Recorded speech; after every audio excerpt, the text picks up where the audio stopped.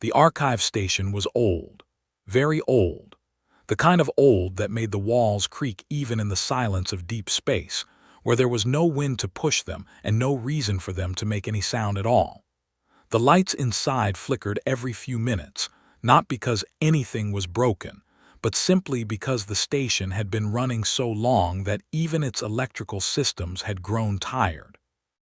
Thessaly Vaughan did not mind the flickering. She had been working in dim and strange places for most of her academic life. She had 4 eyes, 2 large ones in front and 2 smaller ones on the sides of her wide, flat head, and all 4 of them were perfectly capable of reading in low light. It was one of the small advantages of being an Ethan in a galaxy full of species who needed bright rooms and loud machines to feel comfortable. She sat in a narrow chair in front of a terminal that was older than her grandmother, scrolling through file after file of cartography records.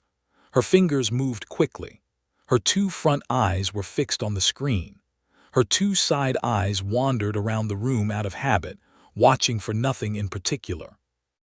She was supposed to be here for routine work.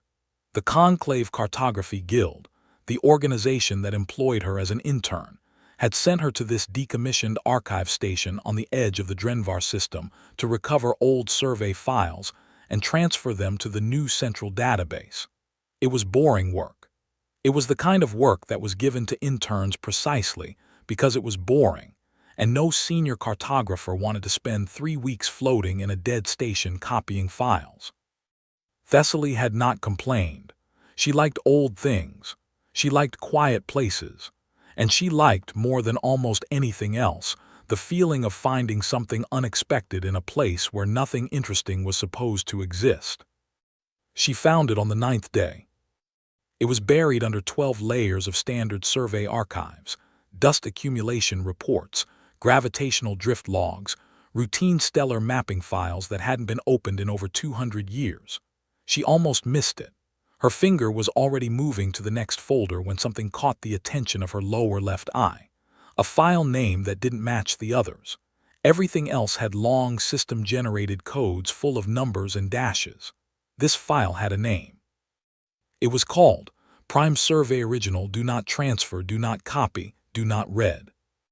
Thessaly stared at it for a moment. She read it.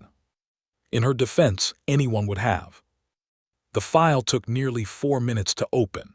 The station's processor was old, and the file itself was enormous, far larger than any survey document had any business being.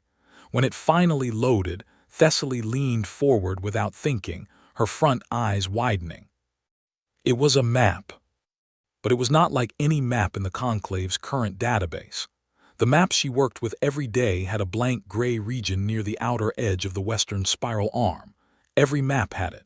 It was simply there, like a hole in a page, and nobody talked about it much. The notation along its border said the region was uncharted, and that surveyor access had been suspended under something called Conclave Directive 1 Prime. Thessaly had seen that notation hundreds of times. It had never interested her. Lots of regions were uncharted. Space was large. But this map, this old, hidden, do-not-read map, did not have a gray region. It had stars. Hundreds of them. Bright, detailed, fully mapped stars with names and coordinates and population data, and atmospheric readings and notes about resources and trade potential. An entire civilization's worth of stellar geography, mapped out in careful detail by surveyors who had clearly spent enormous time and effort doing their job properly. And at the center of all those stars, in letters that were bold and clear, and had clearly survived multiple attempts at deletion that had all somehow failed, were 2 words. Human space. Thessaly sat back in her chair. She looked at the screen for a long time without moving. Then she looked over her right shoulder. Then her left. Then she checked both side-eye views out of pure reflex, even though she already knew the room was empty and the station had no other inhabitants. She looked at the screen again. Human space, she said out loud very quietly to nobody. The station hummed and flickered. She did not close the file. She knew she should have. The file had 3 clear warnings on it, and one of them used the word forbidden in 4 different languages. Thessaly had always had a complicated relationship with warnings. She respected them in the way that someone respects a very large dog. She took them seriously. She did not provoke them carelessly, but she also did not simply walk away without understanding what she was dealing with. She started reading. The survey data was old, older than she had expected. Some of it dated back over 1,000 years, to the early expansion period when the conclave was still young and its member species were still learning to work together and map the galaxy with shared tools. The earliest entries were simple: a few scout probes sent into the western spiral arm, returning data about a yellow star and a small rocky system orbiting it. Standard findings. Nothing alarming. Then the notes changed. The scout probes sent to the third planet of the yellow star detected something unexpected: radio signals. Structured ones. The kind that only came from thinking beings. This was not unusual in the early conclave era. New species were being discovered regularly. The surveyors had logged it with professional excitement and flagged it for contact protocol. The contact protocol sent a larger ship. The larger ship came back with a report that Thessaly read twice before she was sure she understood it correctly. The species on the third planet, which called itself humanity and called its planet Earth, was friendly. It was curious. It wanted to communicate, and it did so quickly and well once both sides worked out a shared language. It had no faster-than-light travel yet, but its people were clearly intelligent and its technology was advancing fast. None of that was the problem. The problem was everything else the surveyors had found. Because Earth, they reported, was not what any of them had expected. It was not the technology that unsettled the early surveyors. Humanity's technology was young by galactic standards, interesting, occasionally creative, but nothing that could threaten a conclave exploration vessel. It was not the size of the human population, which was large for a single planet species but not extraordinary. It was the wars. Humanity, the surveyors reported with the kind of careful, measured language that people use when they are trying very hard not to sound frightened, had been at war with itself for its entire recorded history. Not small conflicts, not border disputes between city-states. The survey team had accessed human historical records, and what they found inside those records was something that most surveyor teams never encountered on a first contact mission. Humanity had fought wars that covered the entire surface of its planet. It had developed weapons capable of ending all life on Earth and then chose, on at least a dozen occasions throughout its history, not to use them. Not because it couldn't, because it decided not to. The distinction was noted in the surveyor's log with 3 exclamation points, which was unusual for a professional document. Humans healed from injuries that would kill most species, not because they had extraordinary medicine, though they did develop medicine quickly, but because their bodies were, in the words of the survey team's biology specialist, stubbornly difficult to stop. A human could lose large amounts of blood and still function, could survive temperatures that would incapacitate most conclave species, could go without sleep or food for periods that the biology specialist described as genuinely alarming. They also ran, not away from things, though they did that too, but for no reason at all, just for the activity of it, sometimes for very long distances over very difficult ground.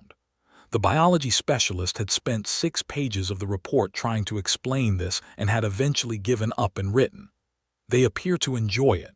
I do not have a better explanation." Thessaly scrolled through page after page of this. Hours passed without her noticing. The early survey team had not recommended conquest or avoidance. They had recommended careful, slow contact. Let humanity develop. Watch it grow. Introduce it to the conclave gradually, in stages, giving it time to adjust to the knowledge that it was not alone in the universe. It was a good recommendation, a sensible one, the kind of recommendation that experienced people make when they have thought carefully about a situation. It was never followed. Instead, 200 years after the first contact file was written, there was a different entry in the archive. Shorter, more formal, written in the dry, official language of Conclave Administrative Decree. It was the original text of Directive 1 Prime, and it said, in summary, the following.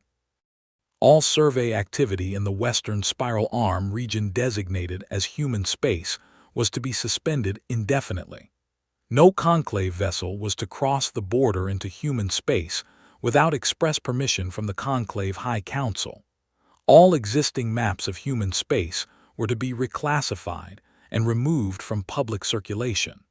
The region would be marked as uncharted on all standard charts. There was no explanation, no incident report attached, no reason given, just the directive signed by 17 High Council members, every one of whom had written their signature with the kind of firm, deliberate pressure that suggested they were very certain about what they were doing. Thessaly searched the archive for an explanation and found, instead, something almost worse. Nothing. No record of what had happened. No report of an incident. Just a gap, a clean, deliberate, carefully maintained gap, where the reason should have been. Someone had removed it so completely that even the removal itself had been removed. She leaned back in her chair and pressed two of her hands against her face, which was what Ethans did when they were overwhelmed. "What happened to you?" she whispered to the map. The map did not answer. The lights flickered, the station hummed. She spent the next 2 days going through everything in the archive that was even slightly connected to the Western Spiral Arm or to anything that might have triggered Directive 1 Prime. She found fragments, pieces of things, an old diplomatic communication from a species called the Vreth that mentioned recent activities near the outer arm border, without saying what those activities were. A navigation update that rerouted 3 major trade lanes away from human space with no explanation beyond a reference number that pointed to a file that no longer existed. A biology research paper from a conclave medical university that had been citing a study on human physiology. The citation was still there, but the study itself had been removed. It was like reading a book where someone had cut out every page that contained the most important parts of the story. But there were smaller things that had been left behind, perhaps by accident, perhaps because whoever had done the cleaning had grown tired or careless near the end. A surveyor's personal journal, appended to the back of an otherwise empty administrative file. A single paragraph in a diplomatic memo that had survived because it was buried at the bottom of a much longer document about something completely unrelated. The journal entry was from a surveyor named Sel Tavar, and it was dated roughly 800 years ago, well after Directive 1 Prime had been issued. It read, "Passed near the border today, did not cross, nobody crosses, but I could see 2 of their ships from the observation deck, long, heavy things with shapes that don't match anything in the design catalog. They didn't hail us, didn't come toward us, just sat there on their side of the line, watching. I asked the captain if we should report them. She said we should look away, set a course for Drenvar, and never speak of this again. So I'm writing it down instead, because I don't think things that are real should disappear just because someone is afraid of them." Thessaly read the entry 3 times. The diplomatic memo paragraph was shorter, written by an ambassador whose name had been redacted, addressed to the Conclave Trade Committee roughly 300 years ago. It said only, "I strongly advise against any further economic actions targeting human space. We do not fully understand what we are dealing with, and I do not think we want to. Some borders are drawn not by walls but by wisdom. This is one of them." On the 3rd day, Thessaly did something she had been putting off because she knew it would make everything harder to ignore. She cross-referenced the star data from the hidden map against the current public charts. The calculation took her terminal most of the morning. When it finished, the results sat on her screen in plain numbers that were very easy to understand. Human space, based on the original survey data, contained 412 star systems. The majority had planets. Many of those planets had been flagged in the old surveys as inhabited, or capable of being inhabited, or already showing signs of development. Humanity had been a spacefaring species for at least several centuries by now, based on the development timeline in the early contact files. 412 systems. An entire civilization. Sitting right there on the western edge of the known galaxy, behind a gray patch on a map, while the rest of the conclave went about its daily business and quietly, carefully, collectively refused to look. Thessaly saved a copy of the original map to a personal drive, tucked the drive into the inner pocket of her work jacket, and then sat for a long time thinking about what she was going to do next. The sensible thing, the safe thing, was to finish her transfer assignment, pack her tools, file her routine report, and go back to Conclave Central Station and never mention the archive file to anyone for the rest of her life. She thought about the surveyor named Sel Tavar who had written things down because they deserved to be real. She thought about the clean, deliberate gap where the reason for Directive 1 Prime should have been. She thought about 412 stars and the civilization living among them that the rest of the galaxy had agreed, without ever having a meeting about it, to simply pretend did not exist. She closed the terminal, she packed her tools, she filed her routine report. She kept the drive in her inner pocket all the way back to Conclave Central Station. And she started asking questions. The first thing Thessaly learned, once she began asking carefully, quietly, in the way that she had learned to ask things when she wanted answers and not just polite refusals, was that she was not the only one who knew. There were others.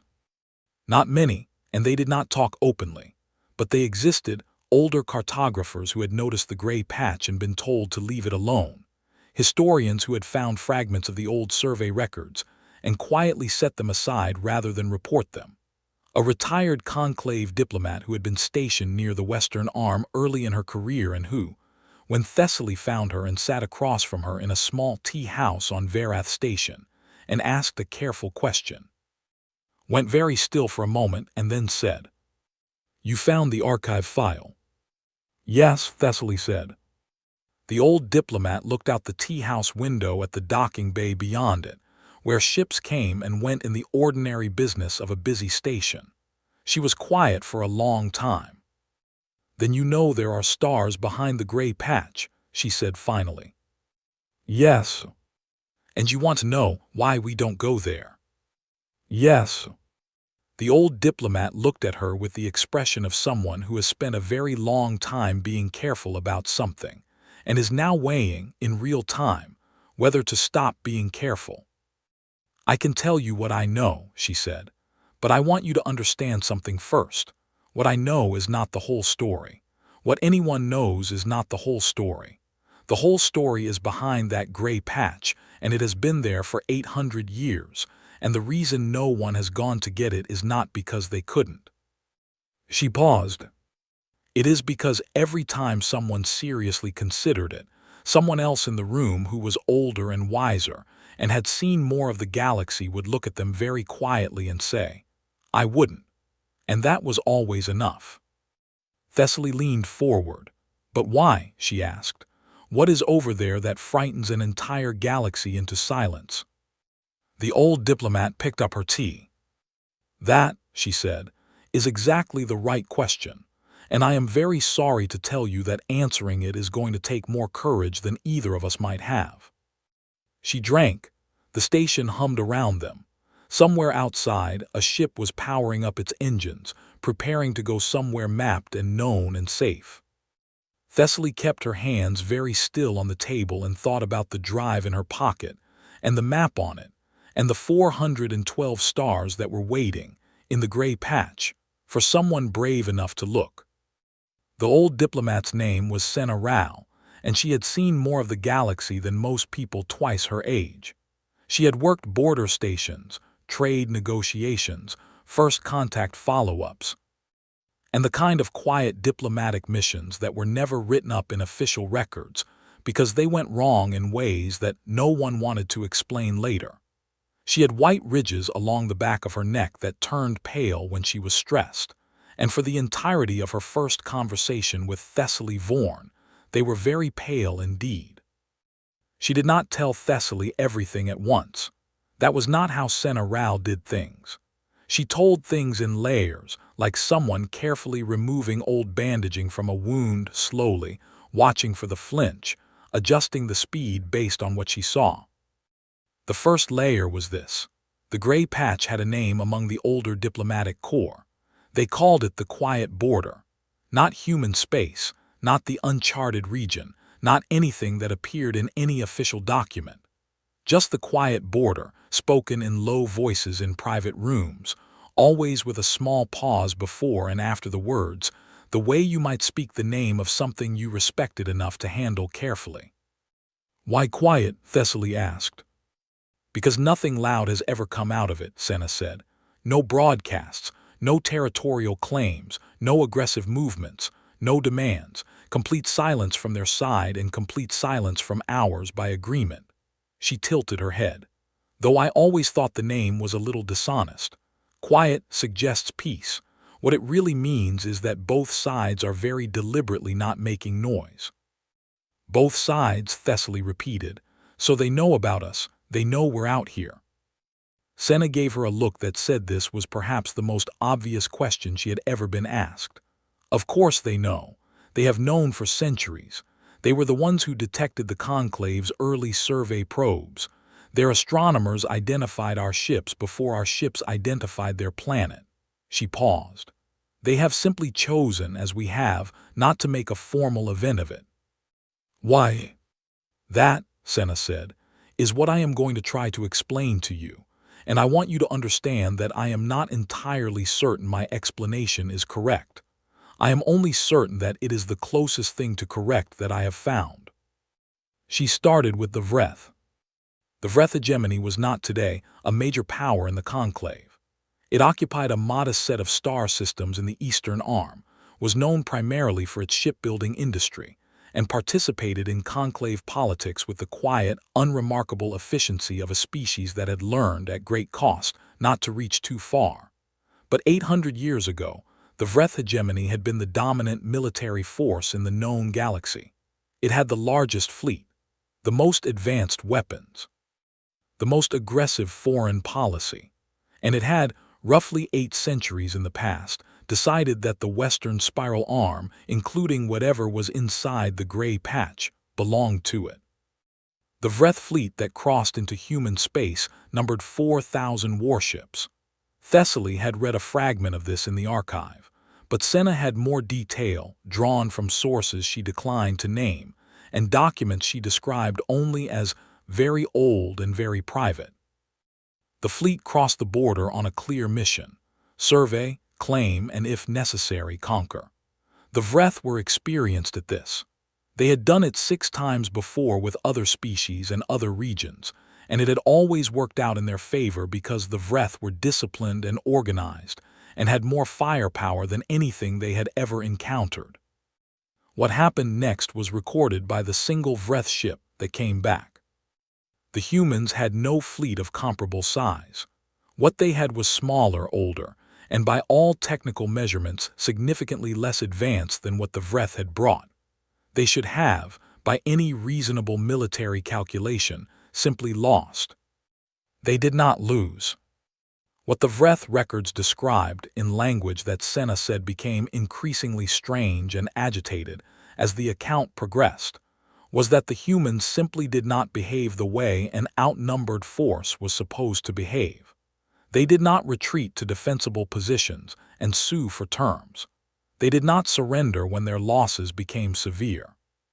They did not follow any of the tactical patterns that the Vreth military strategists had built their models around, because all of those models were built on the assumption that at some point, a losing side would accept that it was losing. The humans did not accept this. They fought in small groups and large groups. They adapted their tactics mid-battle, sometimes in ways that the Vreth commanders described as making no logical sense and then, 3 hours later, turned out to make terrible sense. When one approach failed, they tried something different. When their ships were damaged, they kept the damaged ships in the fight rather than pulling them back.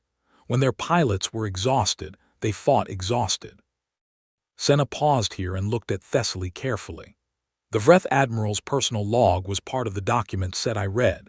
He was not an emotional man. He had fought in 7 campaigns and was famous for his cold judgment.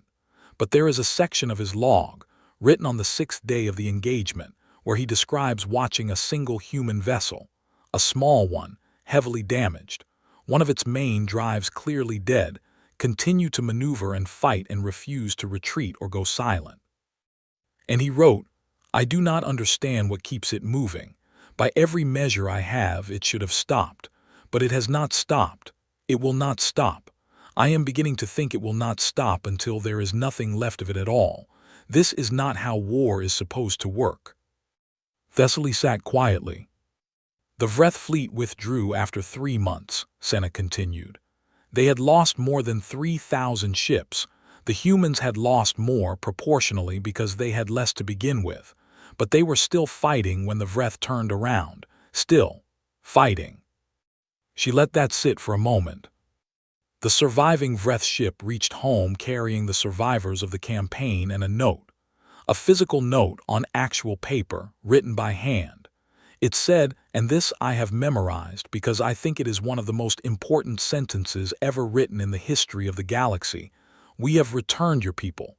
Please don't do this again. From Earth." The tea house was very quiet.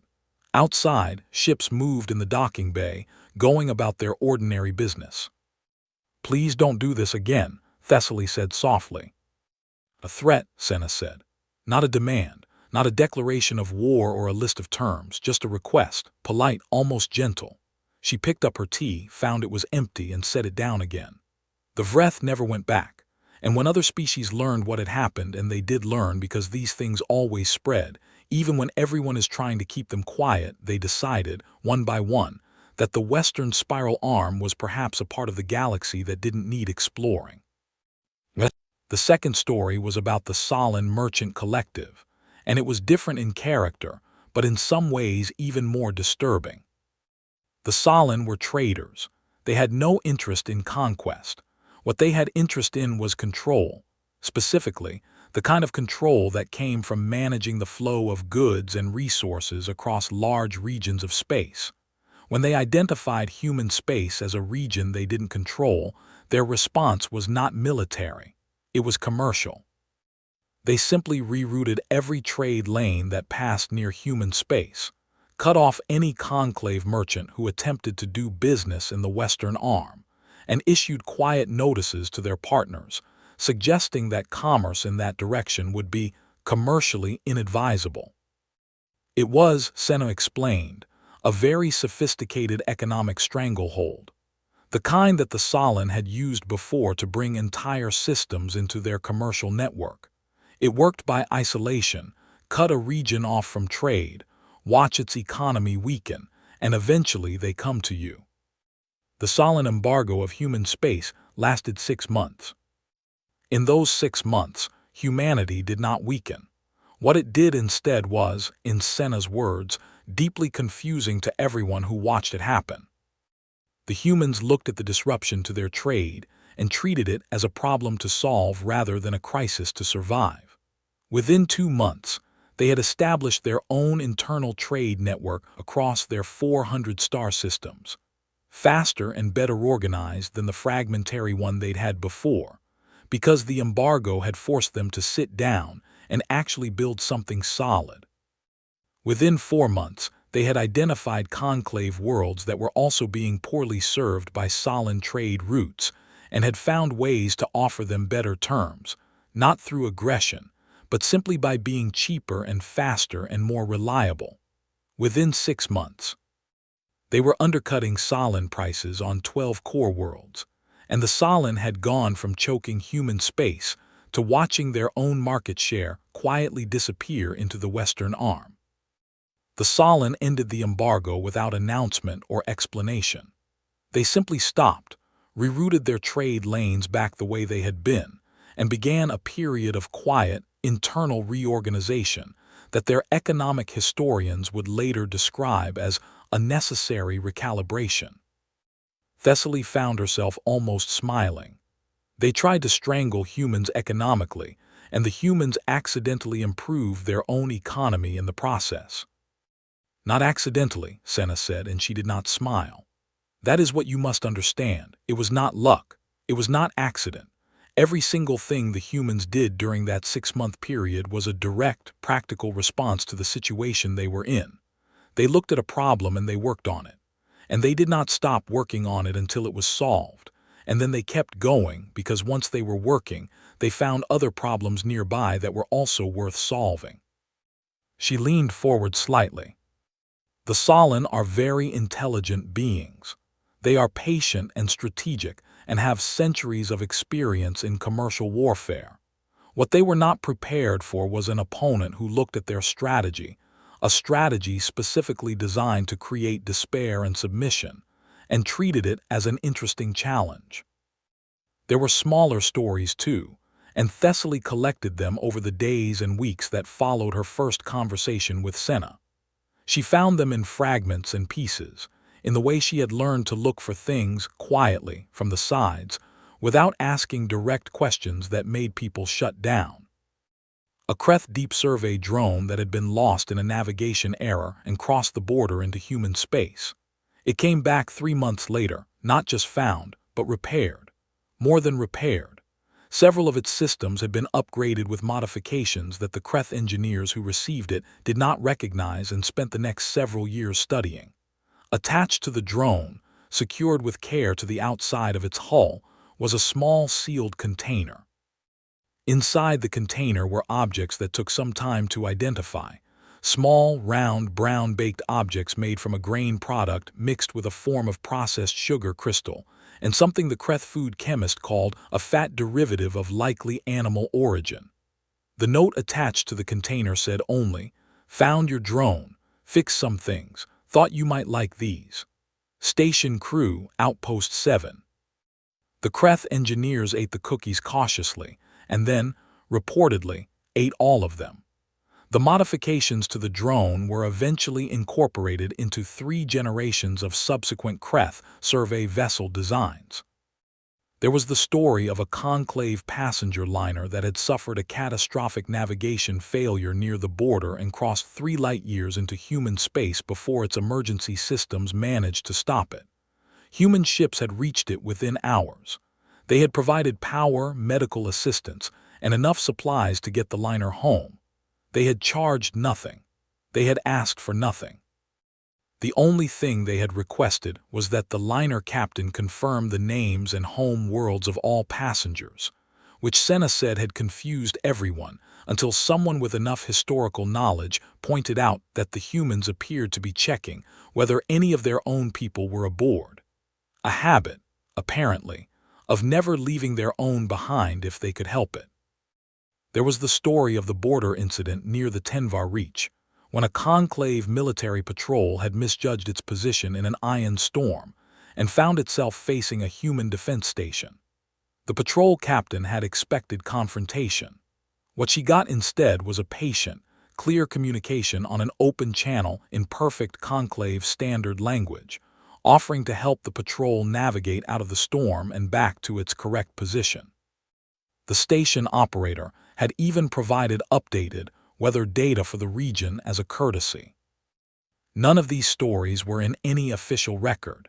They lived in the personal accounts of the people who had been there, passed from ship crew to ship crew across generations, growing a little with each telling but never losing the quality at their core, which was the quality of something true. It was Senna, at their 3rd meeting, who gave Thessaly the piece that connected all the other pieces. "You have been asking the wrong question," Senna said. Not unkindly, she said it the way a good teacher says it, with enough gentleness that it landed as information rather than criticism. Thessaly looked at her. "What do you mean?" "You have been asking what humans have done that frightens the galaxy. You have been collecting the incidents, the Vreth fleet, the Solon embargo, the drone, the liner, and looking for the common threat, the weapon, the capability, the thing that makes them dangerous. Senna shook her head. But that is not what the stories are about. Thessaly waited. The Vreth fleet did not turn back because humans were too powerful to fight. They turned back because they were too exhausting to fight. Because fighting them felt like fighting something that would simply never end, and that feeling was more frightening than any weapon the humans actually carried. Senna folded her hands on the table. The Solon did not end their embargo because they were beaten. They ended it because they were outworked by a civilization that looked at a serious problem and treated it as something interesting rather than something hopeless. The drone was not sent back as a show of power. It was sent back because humans found a broken thing and their instinct was to fix it. The liner was helped not because humanity wanted something in return, but because there were people in trouble, and that, to a human, is simply a reason to act. She paused. The white ridges on the back of her neck had gone a little paler. What the galaxy is afraid of, she said, is not what humans will do to us. It is what they are, the way they are made. They are made in a way that does not include stopping. They do not stop when things are hard.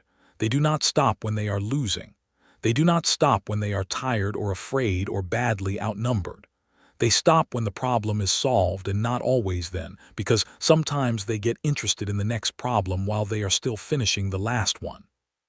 She looked at Thessaly with steady eyes. And the terrifying thing is that this is not aggression. It is not even ambition in the way we understand ambition. It is just how they are. It is what they do. The way water flows downward is what water does. The way humans persist is what humans do. And the galaxy looked at this, 800 years ago, and quietly agreed that whatever lived behind the gray patch was something we should leave alone, because we had no framework for dealing with something that simply would not stop. The tea house was quiet for a long time after that. Thessaly thought about Sel Tavar and the two ships he had watched from the observation deck that nobody wanted him to talk about. She thought about the clean gap in the archive where the reason for Directive 1 Prime should have been. She thought about all the small stories and the big ones, and how they all pointed in the same direction. Someone should have talked to them, she said finally, properly, a long time ago. Senna looked at her. The expression on her face was complicated, something between agreement and the deep weariness of someone who had thought this for a very long time. Yes, she said quietly, someone should have. Outside, the docking bay lights were shifting to the station's evening cycle. Somewhere in the galaxy's western arm, behind a gray patch on a map, 412 stars were circling their suns, and the civilization among them was doing what it had always done, working, building, solving problems, and waiting, perhaps without even knowing it was waiting, for the rest of the galaxy to finally decide it was ready to come and say hello. Varath Central Station was the largest station in the Conclave's Western Transit Network. It sat at the junction of 7 major trade routes, serviced over 300 ship arrivals and departures every standard day, and had a population of roughly 90,000 permanent residents, alongside a rotating population of travelers that pushed the total headcount to somewhere around 150,000 on a busy cycle. It had been built to handle surprises. It had docking bays that could receive ships of almost any configuration. It had a diplomatic wing with translation services in over 2,000 languages. It had a security force, a medical facility, a commercial hub, an administrative tower, and a communications relay powerful enough to reach the other side of the known galaxy in under an hour. Nothing about its design had prepared it for what happened on an otherwise perfectly ordinary morning, at a quarter past the 7th hour of the station's clock cycle. The arrival alarm, a gentle tone, nothing urgent, the kind that went off 100 times a day, chimed in docking control, and Operator Second Class Fenris Kahl looked up from his terminal to check the approach data on the incoming vessel. He looked at the data. He looked at it again. He looked around the control room to see if anyone else was looking at their screens, and found that two of his colleagues were, and that both of them had gone very still. "Fen," said his colleague Prate in a very careful and controlled voice, "are you seeing what I'm seeing?" "I'm seeing it," Fenris said. "It's a ship." "It is a ship, yes." "Coming from the direction of the western arm, yes." There was a silence in the control room that was not actually silent because all the equipment was still running, but felt silent because everyone in it had stopped making any sound at all.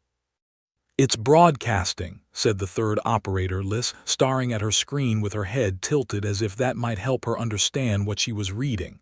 "Wide spectrum, open channel, all frequencies." She paused. "It's a greeting." The ship that was coming toward Varath Central Station was large enough to be significant, but not so large as to be aggressive. It was built, and this was the first thing the station's analysis systems noted and could not quite categorize, in a way that suggested it had been built by people who were deeply practical and not particularly concerned with how it looked. There were sections that were clearly older than other sections. There were external modifications, extra plating in some areas, additional antenna clusters, equipment housings bolted to the hull that didn't match the rest of the design, that suggested ongoing modification over time rather than a single planned construction. The engine's signature was unusual, efficient, clearly capable, but running in a configuration that no conclave ship database could match. The registration code it was broadcasting was one that no conclave registry contained. The language in its greeting was conclave standard, perfect, clear, entirely unaccented, which was, on its own, enough to make the translators sit up straight because it was not what you expected from a species making first contact. First contact species did not speak your language. First contact species needed months of careful communication work before you could even exchange basic information. First contact species were not supposed to already know you well enough to address you clearly in your own tongue on their first approach to your station. The greeting said, "Varath Central Station, this is the vessel Persistence, Registry Human Exploration Service out of the Sol system. We are approaching on a friendly heading and request docking permission. We carry no weapons in a ready state. Happy to answer questions. Please advise on your preferred docking bay." Control Room 7 had 17 people in it when the greeting came through.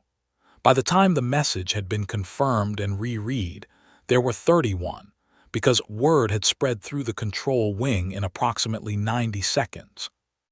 Fenris Call, who was technically the officer on duty, spent 45 seconds staring at the message on his screen, and then did the only sensible thing available to him. He kicked the decision up to his supervisor's supervisor, which was a person named Director Olin Kess, who arrived at Control Room 7 4 minutes later looking as calm as a person can look when they have just been told that a human ship is asking for a parking space at their station. Director Kess read the message. She read it twice. She looked out the observation window at the approaching shape of the Persistence on the long-range display. She pulled up the analysis data. She looked at her staff, all of whom were looking back at her with expressions that said, very clearly, "Please tell us what to do." Director Kess had been working in station administration for 38 years. She had handled engine fires, medical epidemics, diplomatic incidents, a docking bay flood caused by a malfunction in a water recycling system, and one memorable occasion when a trader had brought an uncontained specimen of a species that turned out to be venomous and highly mobile into the commercial hub. She had never handled this. "Assign them Bay 47, she said, because Bay 47 was large, isolated, had its own atmospheric systems, and was far enough from the main residential sections to give everyone a little space. Get me the diplomatic wing on the line. Get me Security Chief Vara. And someone tell Thessaly Vorn." Thessaly was in her office in the cartography section when the message came through, and she arrived at Bay 47's observation level at roughly the same time as the Persistence finished its docking approach. She had been waiting in some form for something like this. She had known it was coming, not in the way of prophecy, but in the simple logical way that when you pull a thread long enough, the thing it is attached to eventually arrives. She had been pulling threads for 8 months. She had built a file of fragments and stories and second-hand accounts and old diplomat memories, and she had understood, in a way that she suspected most people around her had not yet caught up to, that the gray patch was not a stable situation. Things that are kept quiet do not stay quiet forever. They stay quiet until they don't, and the moment they stop being quiet, they stop very suddenly and completely. What she had not entirely expected was him. The Persistence settled into Bay 47 with the easy competence of a ship whose crew had done this thousands of times. Docking clamps engaged. The airlock cycled. The bay's atmospheric processors hummed as they worked to equalize pressure and composition. And then the airlock opened, and Commander Eli Marsh walked out. He was, by any measure Thessaly had expected to apply, unremarkable. He was medium height, shorter than she was, though Ethan's tended toward the tall end of the bipedal range. He was broader through the shoulders than most species she dealt with, which she knew was a common human characteristic, but it was less imposing in person than in the biology reports she had read. He had dark hair, cut short, and a face that was weathered in the way that faces got when they spent a lot of time on ships and in places with variable atmospheres. He was carrying a large travel mug with a handle on it, the contents of which steamed slightly in the bay's air, and he was wearing a dark jacket that had a tear along the left sleeve that had been roughly repaired at some point and then partially retorn. He walked out of the airlock and stopped. The observation level above Bay 47 had, in the 11 minutes since his arrival had been announced on the station's internal network, accumulated somewhere between 300 and 400 people. Not security staff. They were present but standing back, per Director Kess's instructions. Just residents and travelers and workers who had heard that a human was docking at Bay 47 and had decided that whatever they had been doing was less important than seeing this. Marsh looked up at them. They looked down at him. He looked around the bay. He looked at the airlock he had just come through. He looked at the security staff standing at a respectful and very careful distance. He looked back up at the observation gallery of several hundred aliens who were watching him in complete, profound, barely controlled silence. He raised the travel mug in what Thessaly recognized, from her reading, as a human gesture of acknowledgement.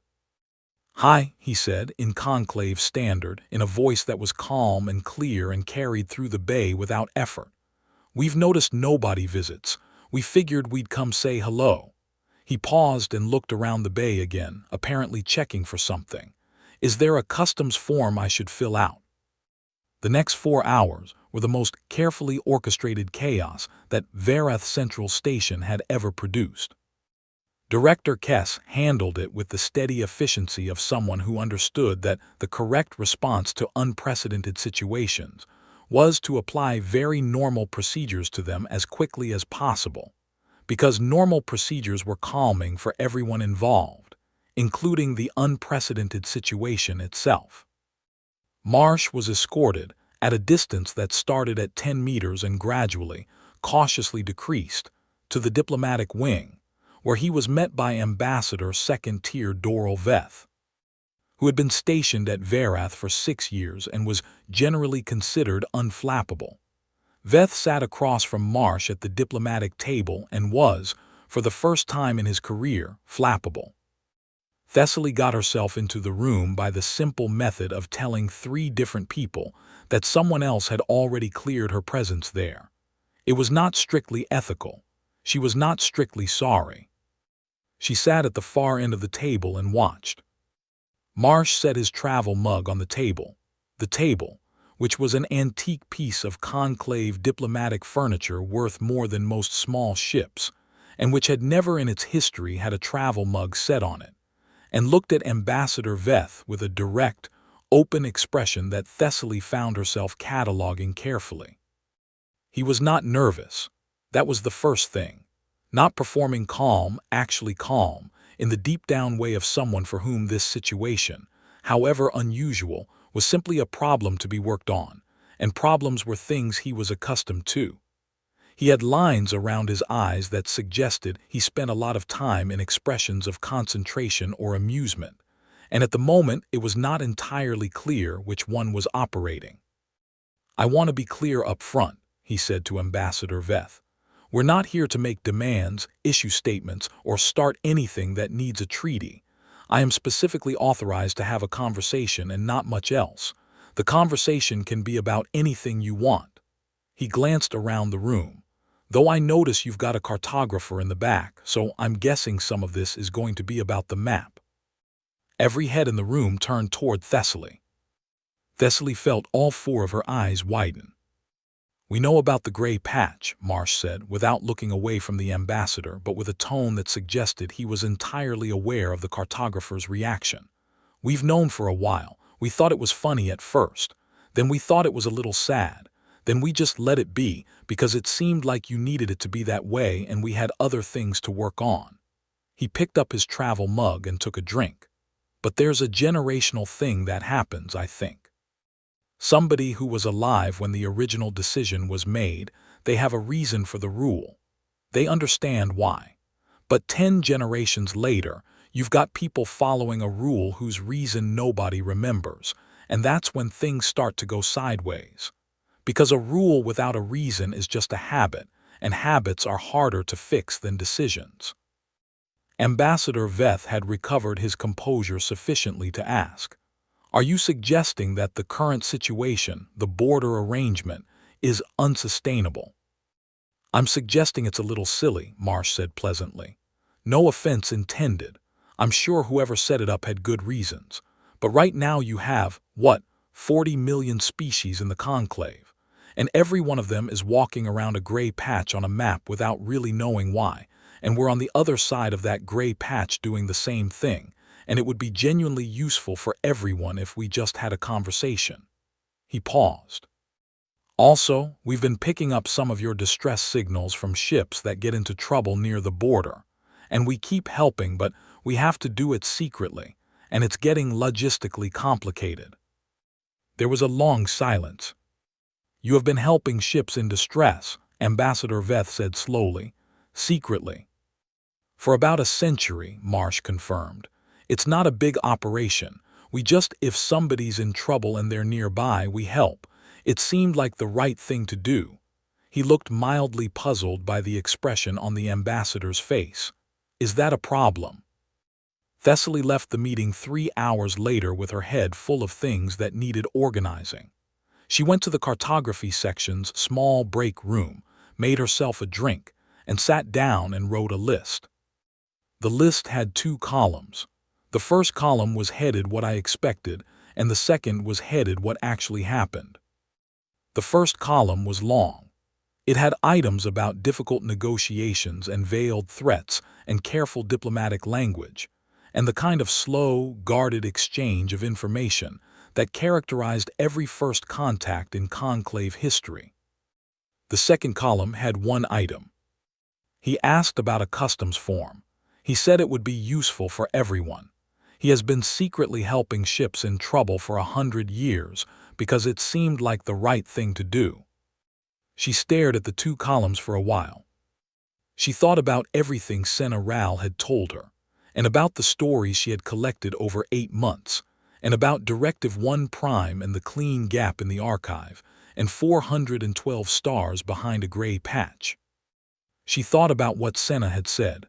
What the galaxy is afraid of is not what they will do to us. It is what they are. She had understood that sentence when Senna said it. She had thought she understood it completely. But sitting in the break room with a list that had 1 item in the second column, she understood it better. Because what made Eli Marsh quietly, genuinely, fundamentally unsettling was not that he was frightening. It was that he was completely ordinary. He was a person sitting across a diplomatic table, drinking something hot from a travel mug with a torn sleeve, asking practical questions and making practical observations and being, in every visible way, simply a person who had a job and was doing it. And somewhere behind the gray patch on the map, there were billions more of him. All of them working, all of them persistent, all of them looking at the galaxy's gray patches, its blank spaces, its avoided questions, its rules without reasons, and asking in calm and reasonable voices whether it might be useful to actually talk about this. Thessaly finished her drink, put down the list, and went back to the diplomatic wing. She had questions, and for the first time in 8 months, there was someone she could ask them to directly. The diplomatic wing of Verath Central Station had 12 meeting rooms. They ranged from large, formal chambers with high ceilings and symbolic lighting arrangements designed to communicate equal standing between delegations, all the way down to small, plain rooms with round tables and no decoration at all, which were used for conversations that needed to be honest rather than ceremonial. Eli Marsh chose one of the small rooms. He said he preferred round tables because nobody had to sit at the head and spend half the meeting wondering what that meant. Ambassador Veth had looked at him for a long moment after this statement with the expression of a diplomat who had spent 30 years navigating the significance of table geometry and was now being asked to set all of that aside. He managed it with grace and joined Marsh at the round table, and Thessaly sat across from them, both with her recorder and her 4-page list of questions, the first of which she had rewritten 14 times to make sure it was not going to come out wrong. She asked it anyway, and it came out slightly wrong, which she suspected was unavoidable. "How long have you known?" she said. Marsh looked at her. It was, she had noticed over the past day, a specific kind of look, not unfriendly, but very direct, the kind that communicated that the person behind it was paying close attention and not going to pretend they weren't. "How long have we known about the conclave? About the gray patch? About the fact that we deliberately left you off the map?" He thought about it for a moment, which she appreciated because it meant he was actually considering the question rather than giving her a prepared answer. "Officially, about 300 years. There's a record in our public archives of an astronomer who noticed that the survey probe traffic from the galactic east had stopped, and that the last probe came from a specific direction, and then there were no more. She worked out what it meant that someone had made a decision to stop coming and filed a report with what passed for our government at the time." He took a drink from his ever-present travel mug. "The report didn't cause a crisis. People talked about it for a while and then went back to work, which is what we tend to do. It didn't frighten anyone. Some people were worried about it. There was a theory for a while that we'd done something wrong, that you'd found us dangerous and decided to quarantine us. That theory had a decent following for a generation or two, but it didn't really hold up because if you wanted to quarantine us, you'd have done something more active than just not coming back. You just stopped, and the stopping felt more like backing away than boxing us in." He tilted his head. "It felt like we'd scared you somehow.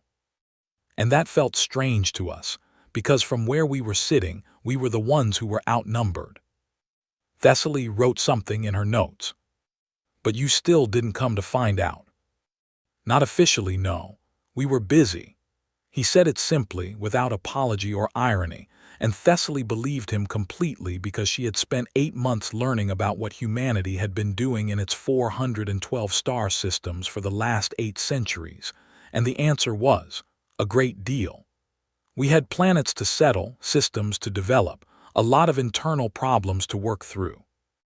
And there was a feeling, not a policy, just a feeling, that whatever was on the other side of the line had decided they didn't want to meet us, and pushing people who don't want to be pushed wasn't something we needed to do.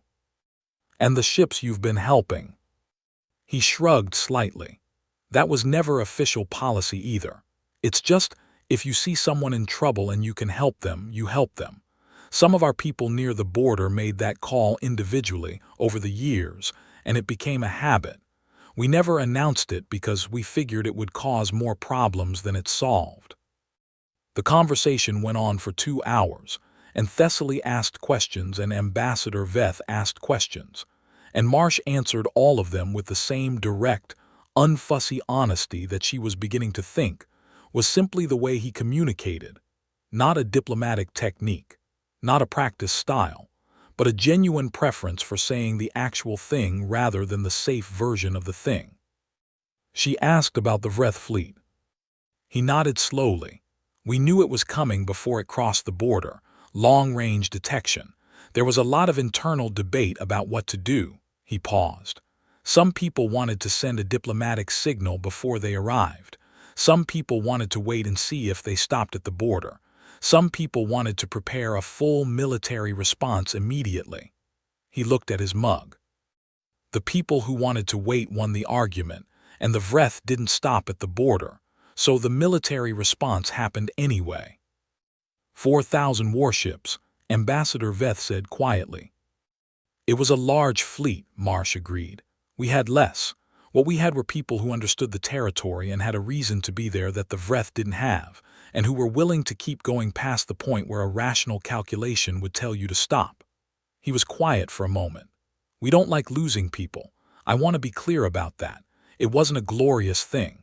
It was ugly and it cost a lot, and there are memorials on 16 worlds that list the names. But the alternative was losing the systems those people lived in and the people who were in them and everything they were building, and that wasn't acceptable. He looked up.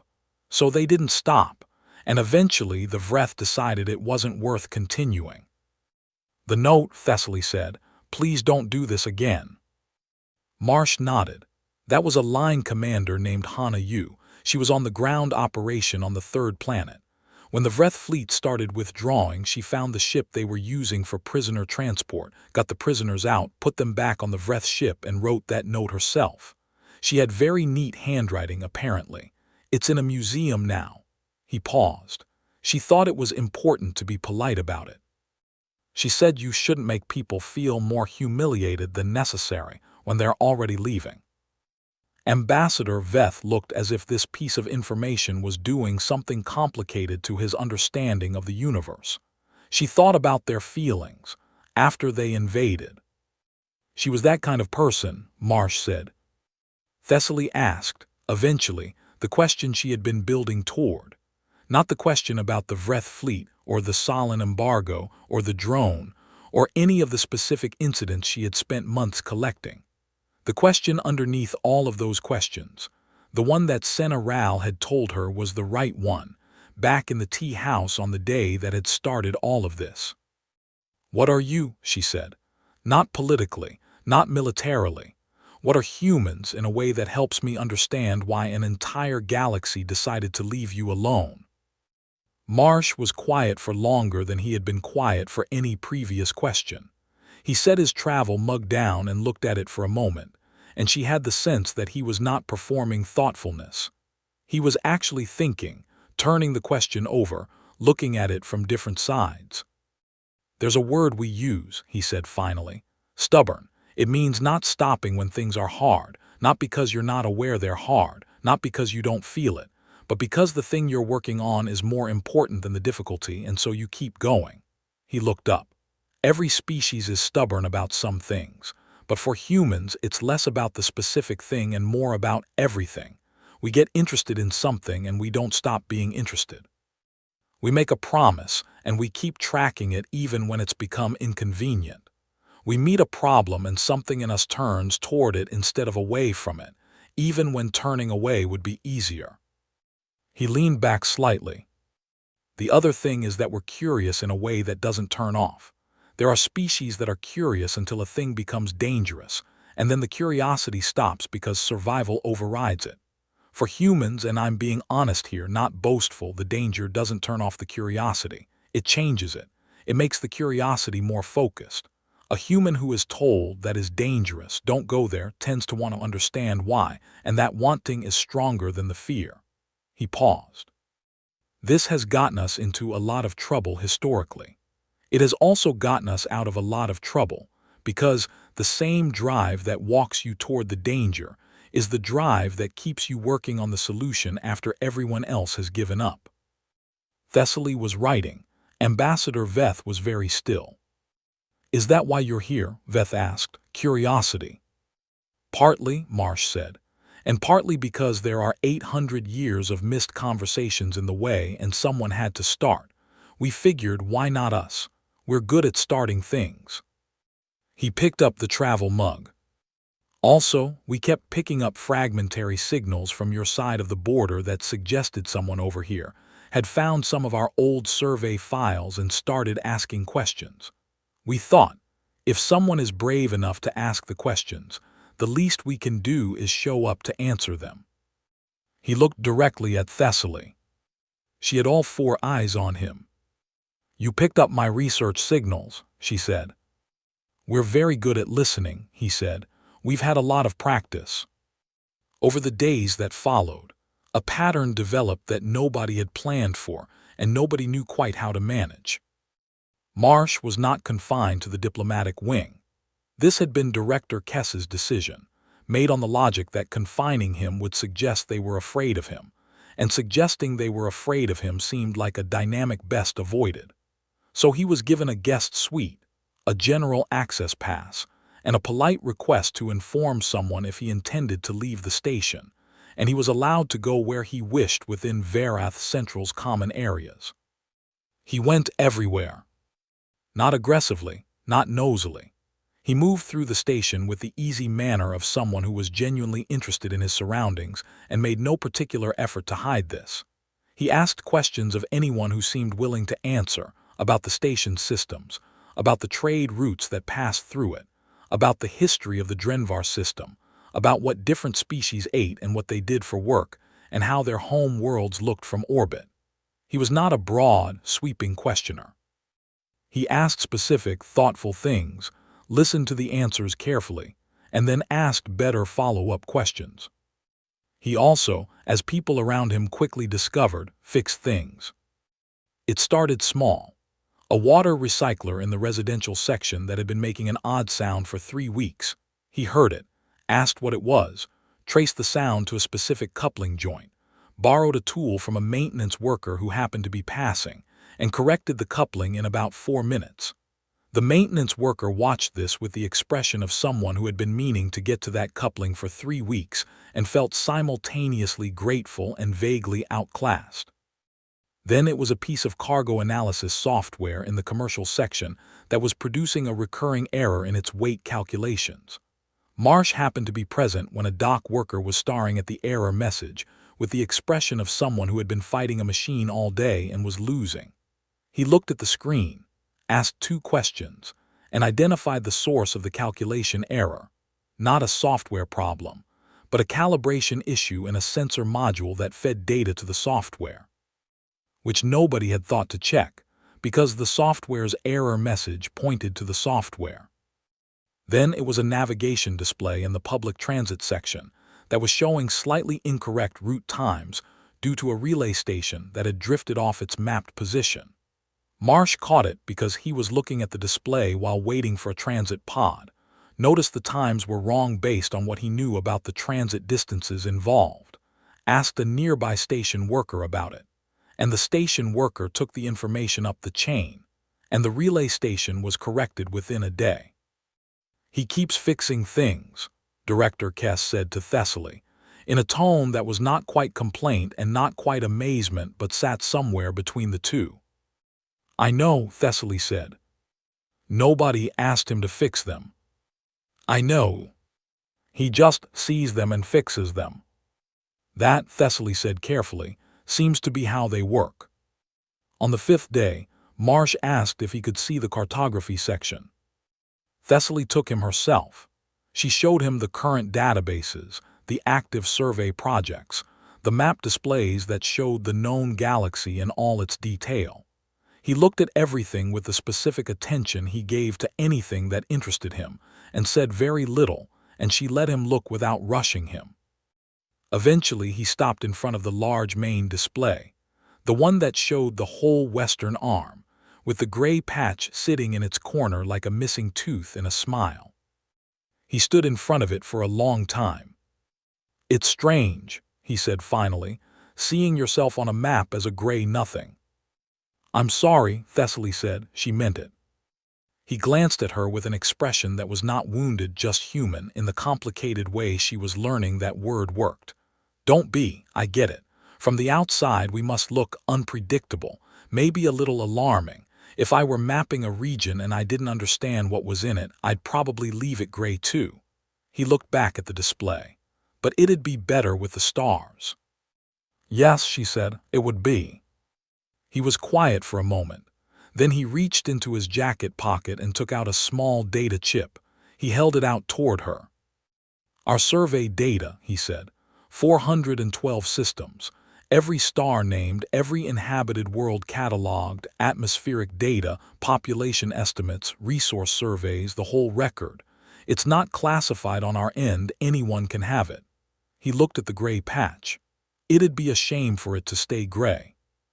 Thessaly took the chip very carefully, with both of her front hands, the way you take something that has been a long time in coming. "I'll see that it goes to the right people," she said. "I know you will," he said. "That's why I gave it to you and not the ambassador." On the 7th day, Senna Rao came to the station. Thessaly had sent her a message, 3 lines, carefully written, that said only, "The question has been answered. I think you should come and meet the answer."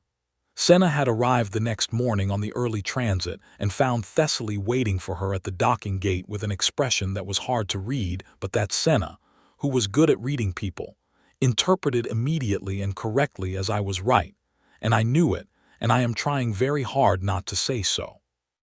Thessaly brought her to the small round table room, where Marsh was eating something he had obtained from the station's food service, and reading something on a small handheld screen.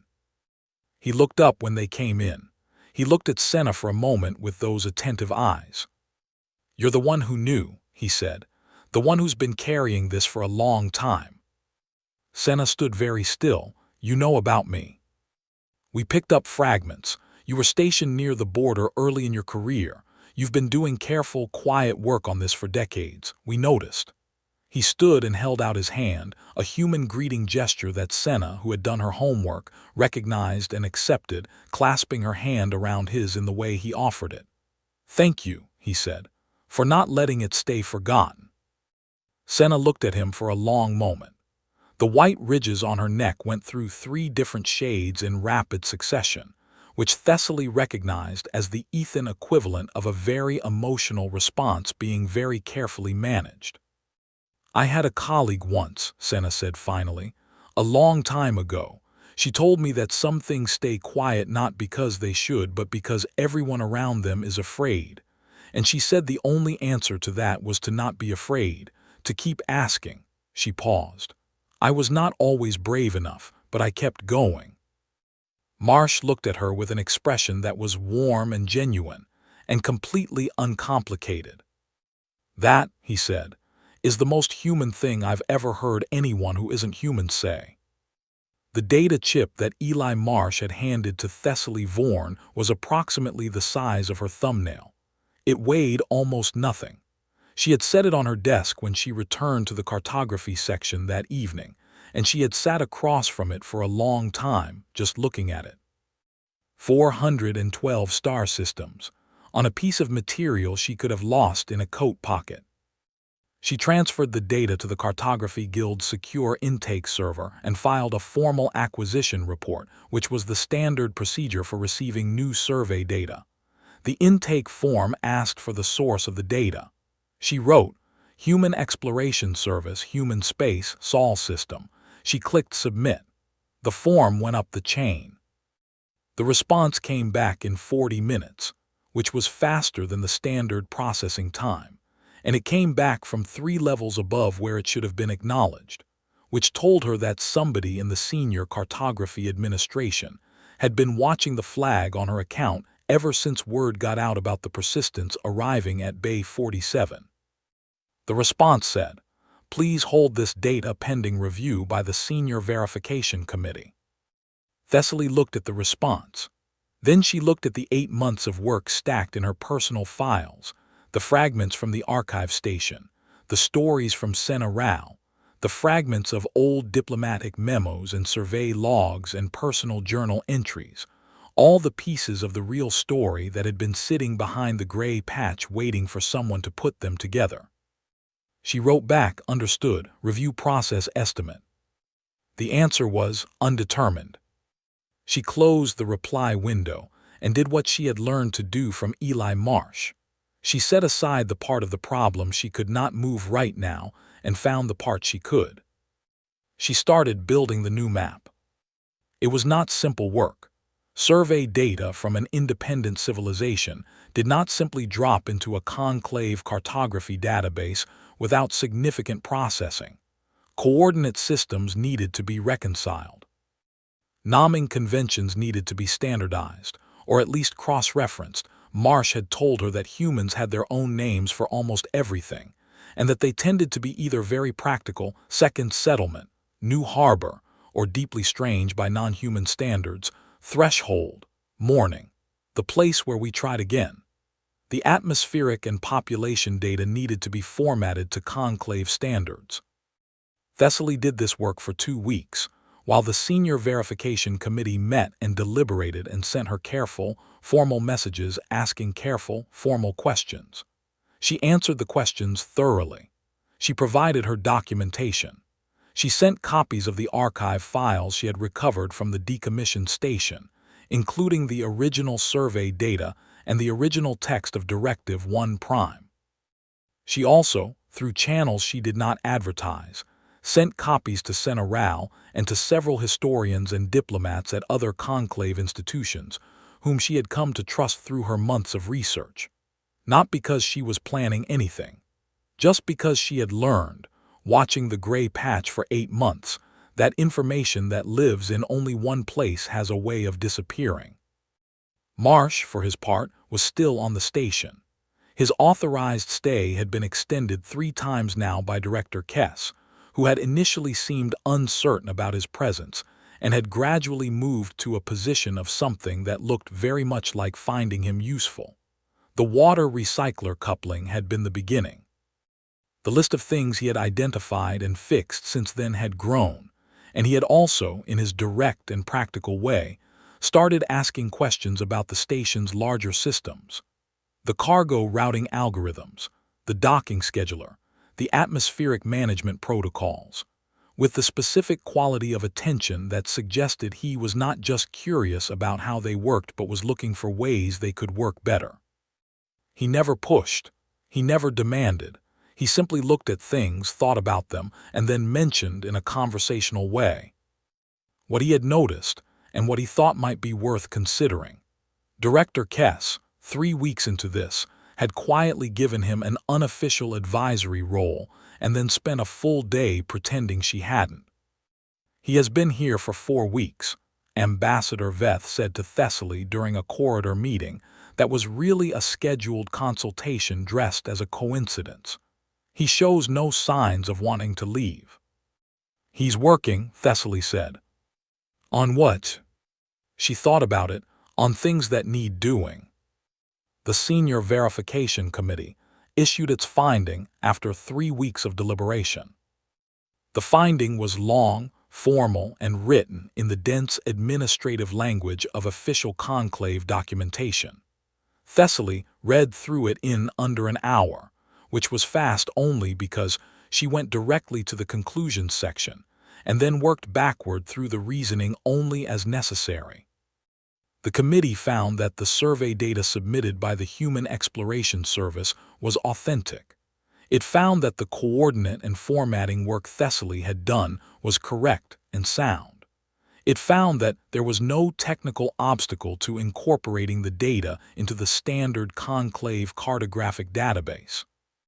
And then it noted, in careful and measured language, that the decision to update publicly distributed maps with this data was not a cartographic decision.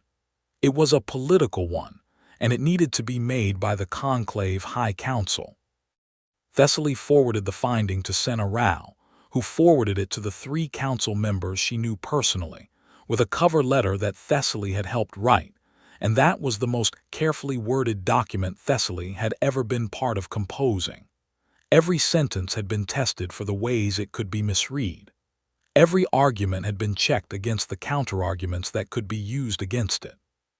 Senna had 40 years of diplomatic experience and Thessaly had 8 months of obsessive research, and together they made a document that was very difficult to argue with.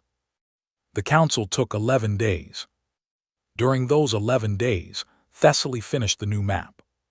She finished it completely, every system labeled, every star named in both Human Exploration Service Convention and Conclave Standard, every inhabited world noted with its population estimate and primary industries, and the name it used for itself. She added the trade routes that Marsh had described, the FTL lanes that humanity had developed independently and used among its own systems for decades. She built the map at full resolution, the kind of resolution that the Conclave Cartography Guild used for its premium published charts, the ones that hung in public buildings and government offices and the viewing decks of major stations, large enough to read from across a room. She also left the gray patch in. She left it as a reference, a ghost of the old map, faintly visible beneath the new data, so that anyone looking at it could see both what had been there before and what was actually there. She thought that was important, not to forget the gray patch, to remember it as a choice that had been made for complicated reasons and had lasted 800 years and had finally, by slow and careful work, been set aside. The Conclave High Council's decision came on a Tuesday, which was not a significant day on any species calendar.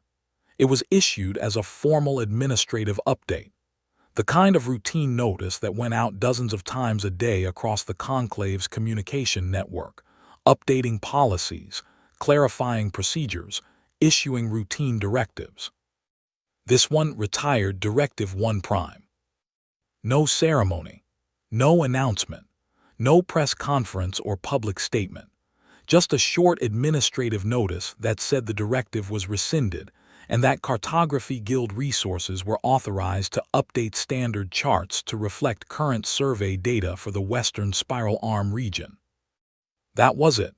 800 years of gray patch, and it ended with 2 paragraphs in an administrative notice. Thessaly was in her office when it came through. She read it twice. She sat for a moment. Then she opened the map she had built and flagged it for publication. She sent a copy to Senna. She walked down 2 corridors to Marsh's temporary office. He had an unofficial space in the logistics section now, a small room with a round table that Director Kess claimed was not permanent, but that had somehow accumulated a full complement of tools and a second chair and a second travel mug that was clearly there for guests, and knocked on the open door. Marsh looked up from what he was working on. "The directive is retired," she said. He looked at her. Something moved through his expression, not triumph, not vindication, but something quieter than both. "Good," he said. "The map goes out tomorrow. Full distribution across the Conclave network. Every station, every ship, every terminal." He nodded slowly. "Would you like to see it?" she asked, "before it goes out?" He put down what he was working on and stood up. She showed it to him on the main display in the cartography section, the same display they had stood in front of on the day he gave her the chip, the one that had shown the gray patch in its corner like a missing tooth. The gray patch was gone. In its place, the Western Spiral Arm was fully populated with stars, hundreds of them, bright and named and interconnected by routes and lanes, and the small notations that told the story of a civilization that had been building quietly for centuries. Human space was no longer a blank. It was a place, fully real, fully mapped, fully there on the chart of the known galaxy in exactly the same way as everything else. Marsh stood in front of it for a long time. Thessaly stood beside him and did not say anything, because there are moments that belong to the person having them, and the best thing you can do is give them space. He reached up and touched the edge of the display lightly with 2 fingers, a star near the center of the human systems. The display identified it, Sol, the yellow star, the first one the early Conclave surveyors had found, 1,000 years ago, when the signal from the third planet had caught their attention and set the whole long story in motion. "Earth," he said quietly. "Earth," she said. He was quiet for another moment. Then he dropped his hand and looked at her, and there was something in his expression that was simple and direct and very human in the specific way she had learned that word meant, not complicated or hidden, just a genuine feeling clearly felt. "Thank you," he said, "for not leaving it gray." "Thank you," she said, "for coming to say hello." The new map went out across the conclave network the following morning at the start of the first hour of the standard clock cycle, arriving on terminals and displays and public charts across hundreds of star systems simultaneously, the way important updates did. Most people who saw it that day noticed only a small change to a region of the western arm that had previously been uncharted. Many of them looked at it briefly and moved on, because they had work to do and it was early. Some people looked longer. A navigation officer on a long-haul freighter out of the Kreth systems stared at the update for several minutes before calling her captain, and the captain came and stared, and then they stood together looking at the western arm and all its new stars and said nothing for a long time because there was a lot of nothing to say and nowhere to begin. A history professor at the conclave's largest university called 3 of his colleagues before he had finished his morning drink and spent the next 4 hours on calls that kept being interrupted by other calls from other people who had also seen the map and wanted to talk about it. An elder member of the Vreth Diplomatic Service, 93 years old and retired, saw the map on the public display in the common room of her residence block and sat down in the nearest chair, and did not move for some time. She had been a junior diplomatic aide when she was young enough to have spoken once to a diplomat who had spoken once to someone who was in the room when the fleet came back with the note. She had carried that story her whole life, turning it over occasionally, wondering. She looked at the map for a long time and thought about the note, and about the line commander with the neat handwriting who had thought it was important to be polite, and she thought, 800 years. It took us 800 years. And then she thought, better late than never. The conclave's formal contact protocols with human space were established over the following 18 months in the careful and deliberate way that significant things were done. Trade agreements were negotiated.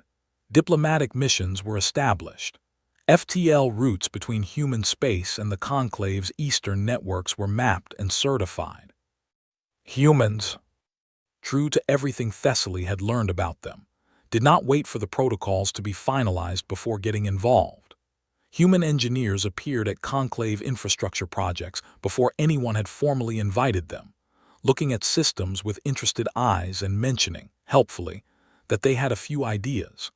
Human merchants showed up at border stations with goods that turned out to be in high demand and competitively priced, having done their market research quietly in advance. Human explorers filed survey requests for regions the conclave had marked as too hazardous to investigate, apparently finding this description more interesting than discouraging. The conclave adapted. It had little choice, but the adaptation was not unhappy, which was something that the historians who later wrote about this period noted with interest. There was no conflict, no crisis, no moment of confrontation or threat. The gray patch became a door, and the door opened, and on the other side was a civilization of stubborn, curious, relentlessly helpful people who had been waiting a long time for a conversation and were very ready to start one. Thessaly Vorn was promoted twice in the year following the map update. She did not particularly pursue the promotions, but she did not refuse them either, because they came with larger offices and better access, and both of those things were useful. She kept working on the border regions. There was still a great deal of cartographic catch-up to do in the Western Arm, and she was the person in the guild who understood it best. She collaborated with the Human Exploration Service on a joint survey project that mapped 11 previously uncharted systems along the old border corridor. She wrote 2 papers that became widely cited, though she was better at writing papers than reading citations and rarely checked. She kept in contact with Sena Rao, who consulted on the early diplomatic framework and retired shortly afterward, and sent Thessaly occasional messages from wherever she was traveling, which was usually somewhere interesting, and usually involved finding some old record or fragment that needed to be understood. She kept in contact with Marsh, who did not stay on Verath Central indefinitely. He had eventually submitted his report to the Human Exploration Service, been recalled briefly to Saul for what he described as a lot of meetings, and then sent back out on the Persistence on an expanded mission to continue what had become, officially, the largest human diplomatic engagement in centuries. He sent her data from time to time, not personal messages. He was not a particularly expressive communicator in writing, but survey data, notes on systems he had passed through, occasional observations about things he had noticed in conclave space that seemed worth thinking about. She sent back corrections to his coordinate notations, because he had a persistent habit of using the Human Exploration Service system when conclave standard would be cleaner, and she was a cartographer, and this bothered her professionally. The map that Thessaly had built was published in full print edition by the Conclave Cartography Guild 6 months after its digital distribution. The print edition was a large format chart, the kind that was made to be displayed, not folded, on heavy material that would last a long time. She received a copy. She framed it and hung it in her office. It was the first map of the full known galaxy that included human space at proper scale, with all 412 systems named and mapped and sitting in the western arm in their correct positions, connected to the rest of the galaxy by routes and lanes, and the invisible threads of a civilization that had been there all along, quietly working, waiting for the gray patch to become a place. In the lower right corner of the map, beneath the legend and the Cartography Guild seal, the notation that had once bordered the gray patch had been updated. Where it once read, Region Uncharted, Surveyor Access Suspended, see Conclave Directive 1 Prime, it now read, Human Space Open Border Note, they will help you if you ask. They will also help you if you don't ask. This is simply what they do. She was looking at the map on the afternoon it arrived, standing in front of it with her morning drink, thinking about 8 months in an archive station and old files, and the drive in her jacket pocket, and all the slow, careful work that had led to this particular Tuesday afternoon, when she noticed something she had not noticed before. In the lower left corner of the map, beneath the compass rose, in the small white space beside the scale bar, there was writing. Small, neat, done in a dark marker directly on the printed surface of the map, not printed as part of the design, written by hand after the fact on the actual physical copy she had received. She put down her drink and leaned close. It said, "Nice work on the map, took you long enough, E. Marsh." She had no idea how it had gotten there. She did not ask. She stood back and looked at the map, all of it, the whole known galaxy with human space sitting in its proper place in the western arm, fully real, fully mapped, fully part of the picture. She never took it down.